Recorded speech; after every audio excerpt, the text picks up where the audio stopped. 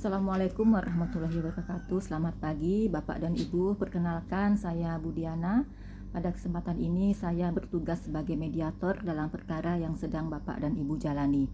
Hari ini kita akan melaksanakan proses mediasi di Pengadilan Agama sebagai tahapan yang wajib ditempuh sebelum perkara diperiksa lebih lanjut dalam persidangan. Sebelum proses mediasi dimulai, izinkan saya menjelaskan terlebih dahulu bahwa mediasi merupakan cara penyelesaian sengketa melalui perundingan antara para pihak dengan bantuan seorang mediator. Dalam hal ini saya tidak berwenang untuk memutus perkara seperti hakim. Peran saya adalah membantu Bapak dan Ibu berkomunikasi dengan baik, menyampaikan kepentingan masing-masing, serta mencari kemungkinan penyelesaian secara damai. Pelaksanaan mediasi ini didasarkan pada ketentuan hukum yang berlaku, yaitu Perma nomor 1 tahun 2016 tentang prosedur mediasi di pengadilan. Dalam perkara perdata termasuk perkara yang menjadi kewenangan pengadilan agama seperti perceraian, harta bersama, hak asuh anak, waris, hibah, wakaf, dan ekonomi syariah. Para pihak diwajibkan untuk terlebih dahulu mengikuti proses mediasi.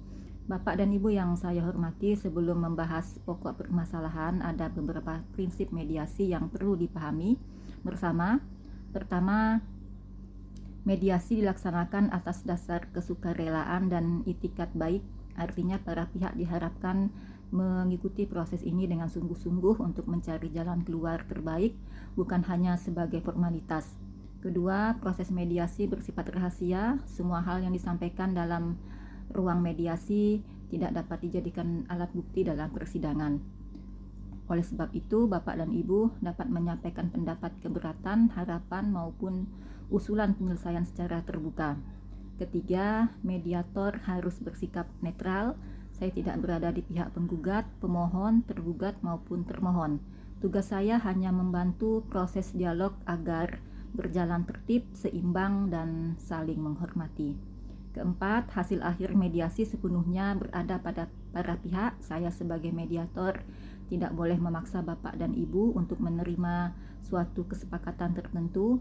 Apabila nantinya tercapai perdamaian, maka kesepakatan tersebut merupakan hasil kehendak bersama para pihak.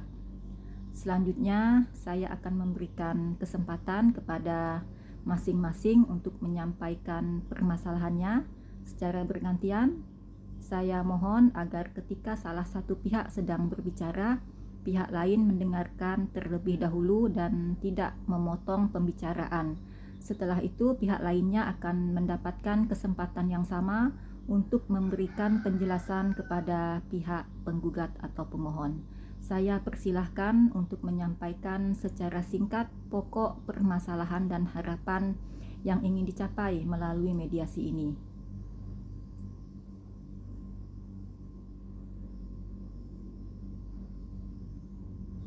Baik, terima kasih atas penyampaiannya. Dari penjelasan tersebut, saya memahami bahwa persoalan utama dalam perkara ini berkaitan dengan ketidakharmonisan dalam rumah tangga, adanya perbedaan pandangan yang telah berlangsung cukup lama, serta harapan agar persoalan ini dapat diselesaikan dengan cara yang baik.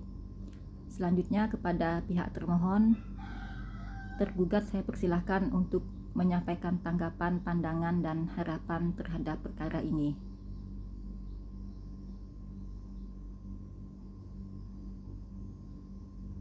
Baik, terima kasih atas penjelasannya. Berdasarkan keterangan dari kedua belah pihak, saya melihat bahwa masing-masing pihak memiliki alasan, perasaan, dan kepentingan yang perlu dihargai.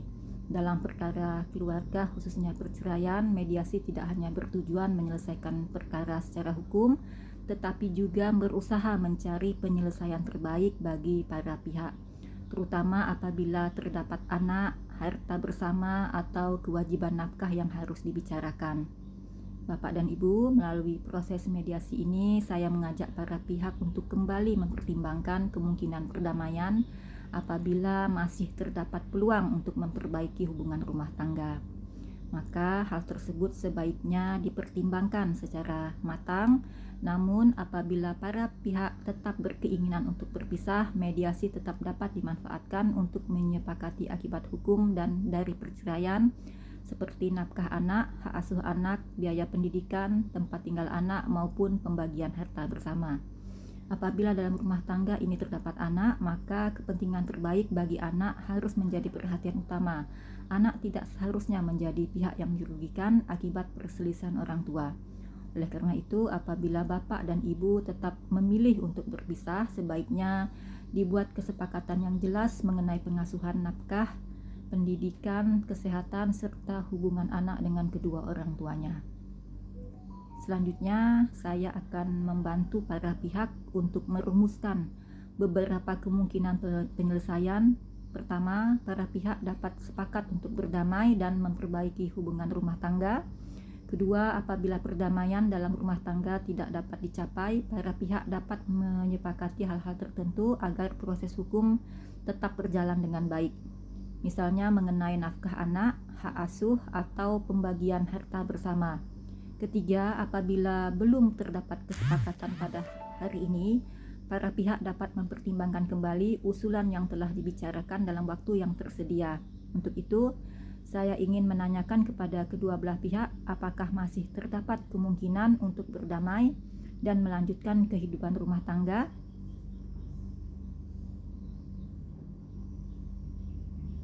Baik, apabila para pihak masih membuka peluang perdamaian, saya menyarankan agar masing-masing pihak menyampaikan dengan jujur apa yang diharapkan dari pihak lainnya.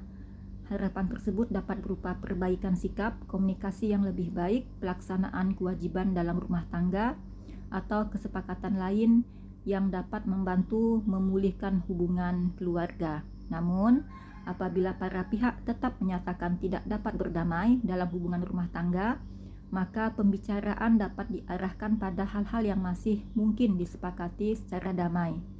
Misalnya mengenai hak dan kewajiban terhadap anak, nafkah, serta penyelesaian harta bersama apabila ada. Dalam mediasi ini, saya berharap para pihak tidak memandang perkara ini sebagai persoalan menang atau kalah. Tujuan utama mediasi adalah mencari penyelesaian yang dapat diterima bersama, lebih sederhana, lebih cepat, dan tetap menjaga hubungan baik di antara para pihak dibandingkan dengan proses persidangan yang panjang.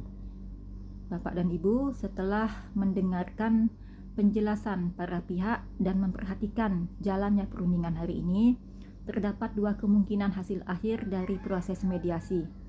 Apabila mediasi berhasil, para pihak akan membuat dan menandatangani kesepakatan perdamaian. Kesepakatan tersebut kemudian akan dilaporkan kepada hakim pemeriksa perkara dan dapat dikuatkan dalam bentuk akta perdamaian. Akta perdamaian tersebut memiliki kekuatan hukum tetap dan dapat dilaksanakan sebagaimana putusan pengadilan. Sebaliknya, apabila mediasi tidak berhasil, maka saya sebagai mediator akan menyampaikan laporan tertulis kepada hakim pemeriksa perkara bahwa mediasi tidak mencapai kesepakatan. Setelah itu, perkara akan dilanjutkan ke tahap persidangan sesuai dengan hukum acara yang berlaku. Namun demikian, semua pernyataan yang telah disampaikan dalam proses mediasi tetap bersifat rahasia dan tidak dapat digunakan sebagai alat bukti di persidangan. Sebelum proses mediasi hari ini ditutup, saya mengucapkan terima kasih kepada Bapak dan Ibu karena telah hadir serta mengikuti mediasi dengan baik. Saya berharap apapun hasil dari proses ini, para pihak tetap mengutamakan sikap saling menghormati, menyelesaikan masalah dengan kepala dingin, dan mempertimbangkan kepentingan terbaik bagi keluarga. Demikian proses mediasi pada hari ini. Semoga mediasi ini dapat memberikan manfaat dan menjadi jalan terbaik bagi para pihak. Assalamualaikum warahmatullahi wabarakatuh. Selamat pagi.